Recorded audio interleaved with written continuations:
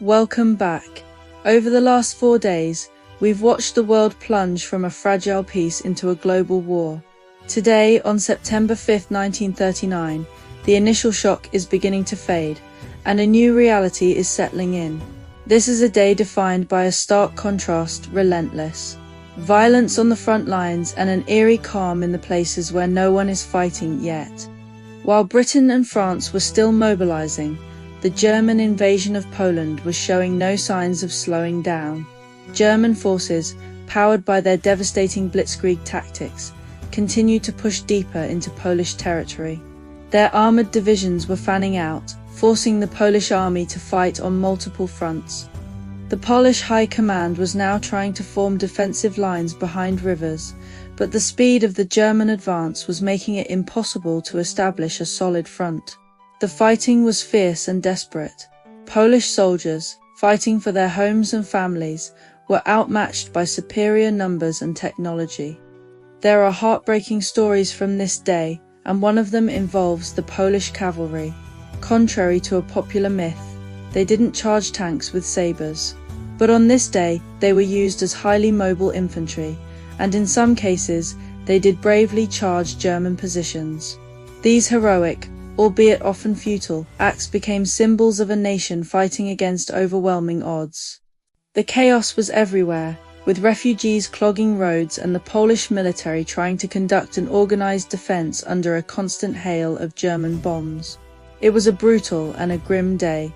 As Poland fought for its life, a strange and unsettling calm had settled over Western Europe.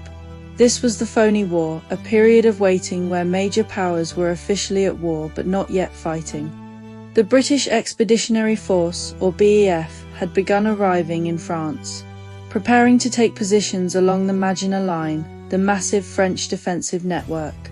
But the French army was not advancing into Germany, they were simply waiting.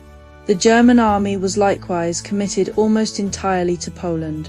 For millions of people in Britain and France, life was in a strange, suspended state.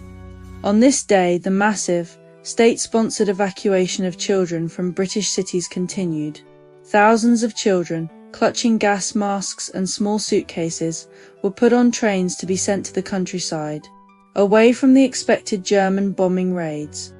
It was a heartbreaking sight for parents who had to say goodbye, unsure when they would see their children again.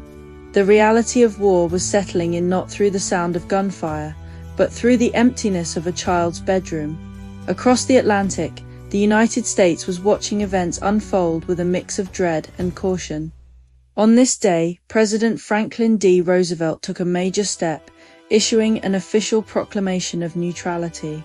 This was a direct response to the start of the war in Europe, and it was rooted in a strong desire among Americans to avoid being pulled into another devastating foreign conflict, especially after the immense cost of World War I. However, Roosevelt's words were carefully chosen. While he declared America officially neutral, he also said, "I cannot ask that every American remain neutral in thought as well." This was a clear signal of his personal sympathies with the Allies. Behind the scenes, the Roosevelt administration was already looking for ways to aid Britain and France without formally entering the war.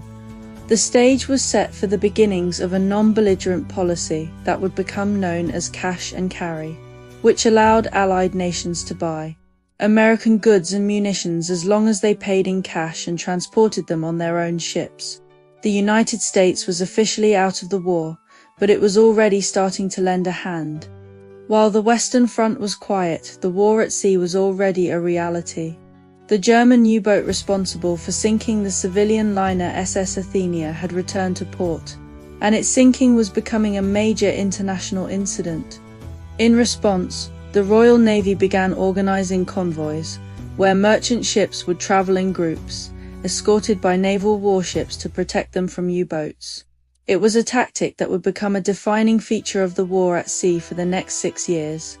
In the skies, there were a few minor skirmishes over the French-German border, but nothing on the scale of what was to come. For now, the air war was limited to reconnaissance missions and small patrols. And that was September 5, 1939. The world was now fully at war.